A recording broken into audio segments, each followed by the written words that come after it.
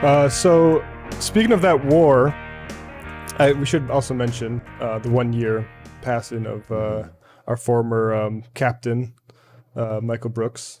Uh, Tough week. It hit me hard, I guess, to be frank. A lot of the feelings I felt the week of came back. The feeling of like, your reassessment of the concept of time, things like that, that just haven't gone. And then towards the end of the day, I was on my way back home from work, and I saw Megan Day, our friend, post this Jacobin piece. And I'll read a little bit from it. Ben Burgess does the preamble here.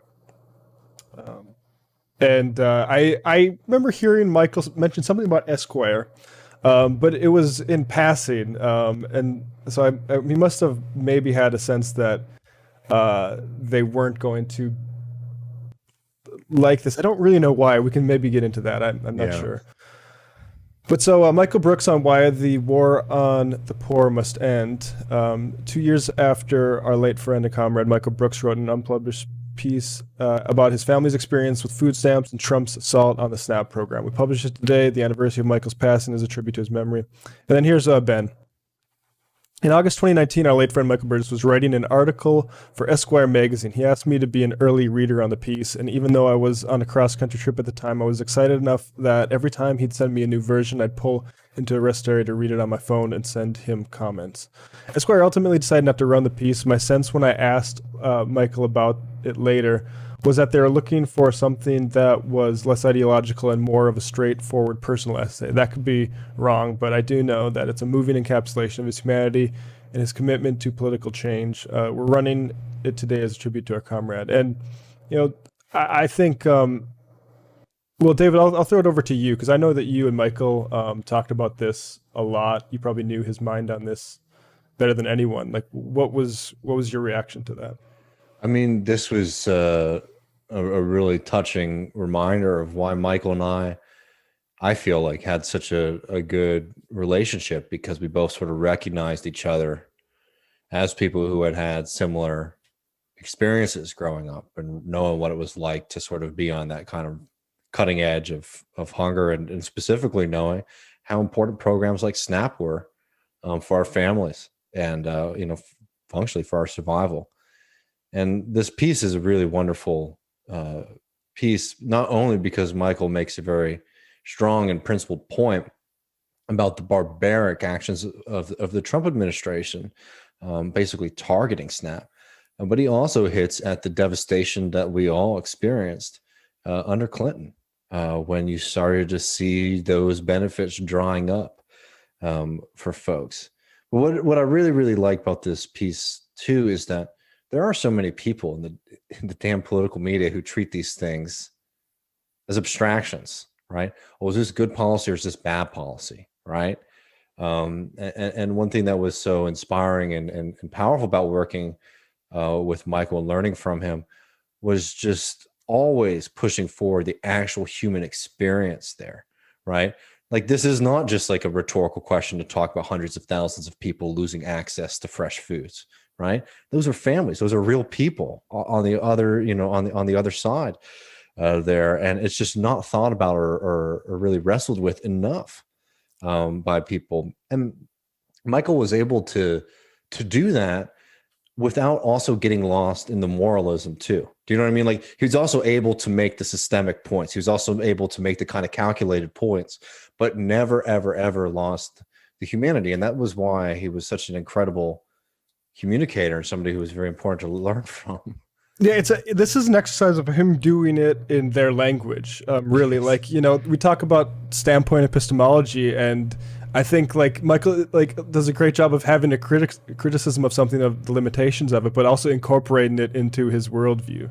And I want to just zero in on the final paragraphs here, because I think it's really eloquent. At the same time, though, what the woke college kids call lived experience really does matter, just as it's important that not all of the media figures who write about police brutality be white people who've never experienced racism. We need voices from a broader range of economic backgrounds covering issues like the Trump administration's assault on SNAP. These proposed cuts hit me personally, and that's a good thing. It helps me understand something far too many commentators miss, that this isn't just a matter of different politicians having different solutions to help us reach common goals. It's yet another front in this country's ongoing war against the poor. Yeah, and that's such a powerful point. It is also why, for example, he had such a strong critique of, the bell curve and Sam Harris's obsession with that, right? Because functionally, what people like Sam Harris are arguing, therefore, are for providing different amounts of resources and opportunities to different communities, right? And that touches a lot of people. And it's not just like an academic debate about, what people got on IQ tests. No, this is a very clear and concrete example of like structural power being used to smash and to harm folks. Yeah, and it's interesting to dwell on why we don't get this this perspective, right? Like my experience with media, and I assume yours too, is that it is not. You should not expect a whole lot of improvement, particularly from like the major media in this organization on this front, because everything is stacked against people that can't have parents pay rent to do unpaid internships.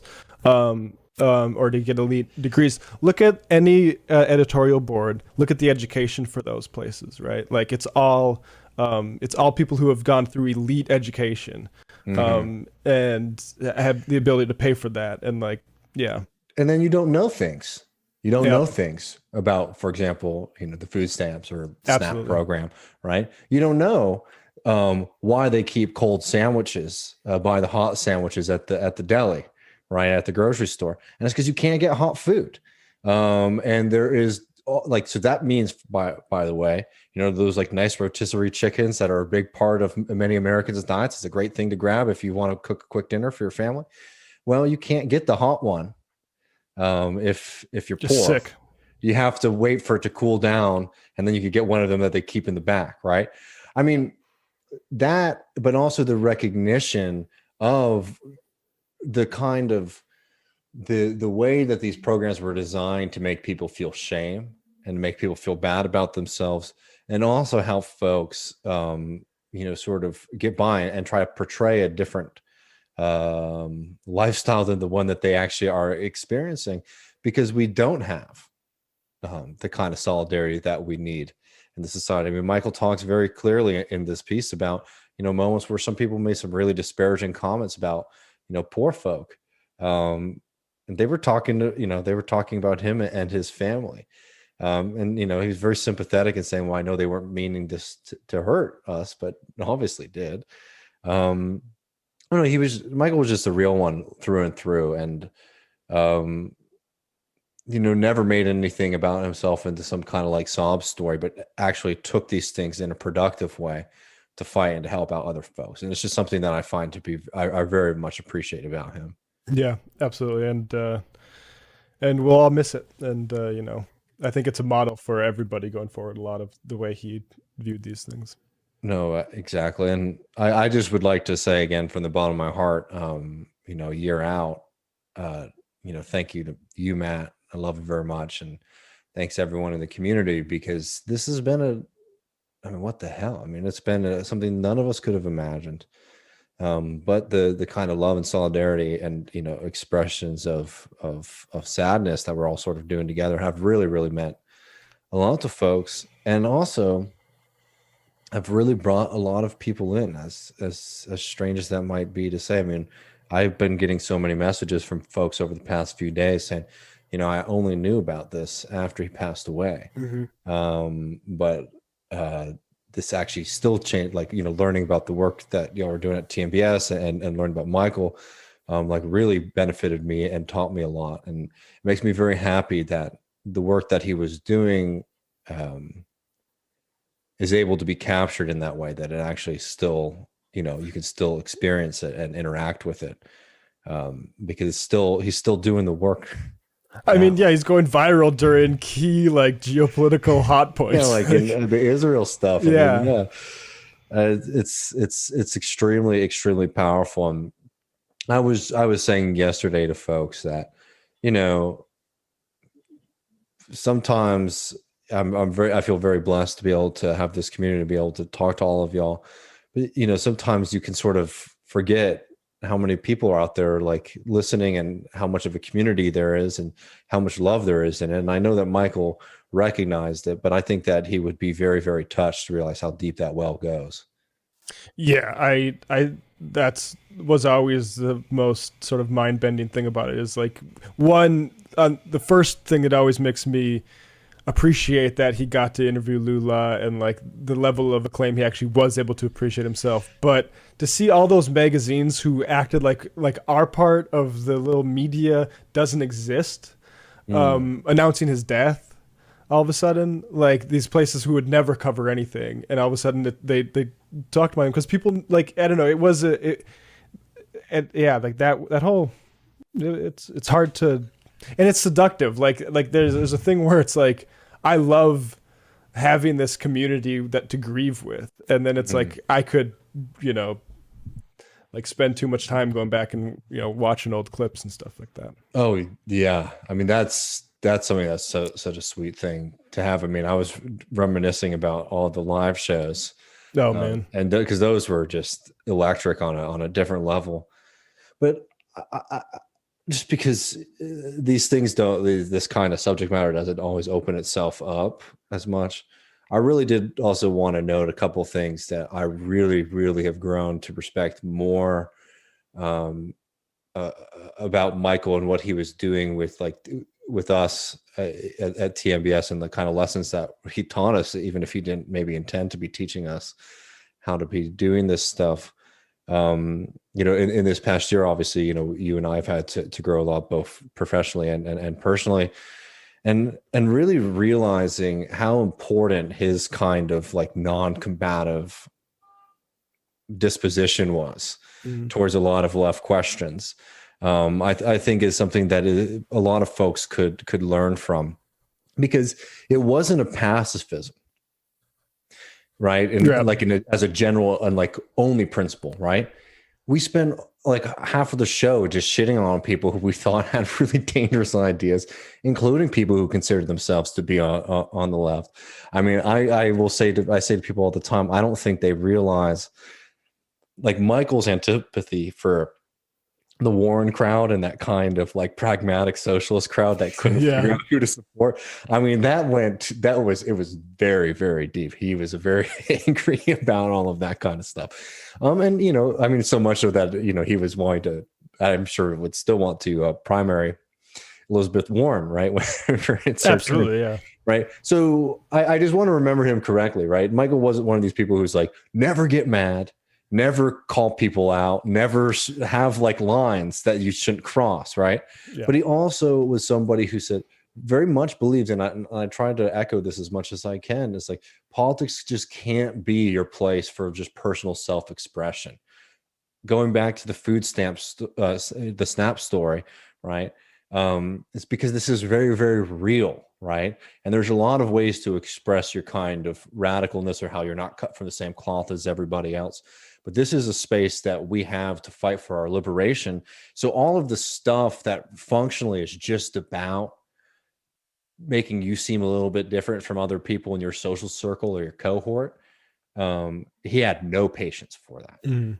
And so much of people who do like, left media commentary stuff, it's all about defining yourself against other folks, right?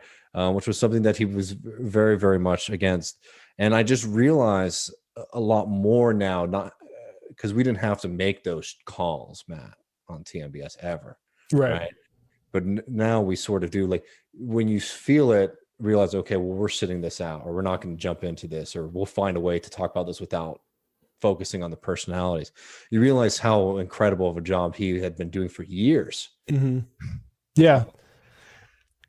I couldn't say it better myself. I think like that is the resounding message. It's the sort of thing where, all of a lot of the landscape now was what he was.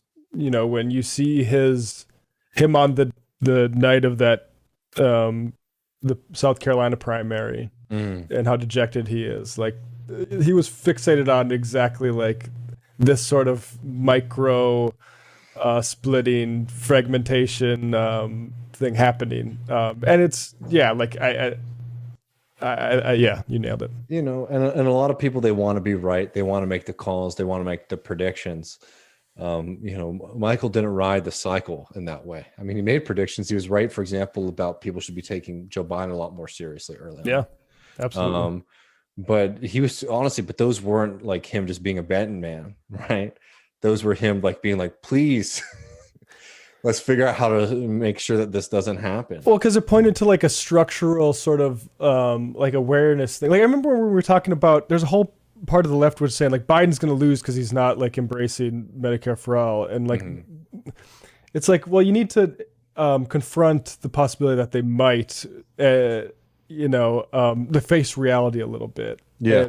And, I don't know. A lot of like flashbacks to little like conversations we've had have been coming through my mind a lot the last few weeks. No, for sure. Well, there's definitely plethora of things that you can jump into, and I just have to say again, thanks so much to everybody. Thank you, Matt, and Michael Brooks. You'll always be with us in our heart.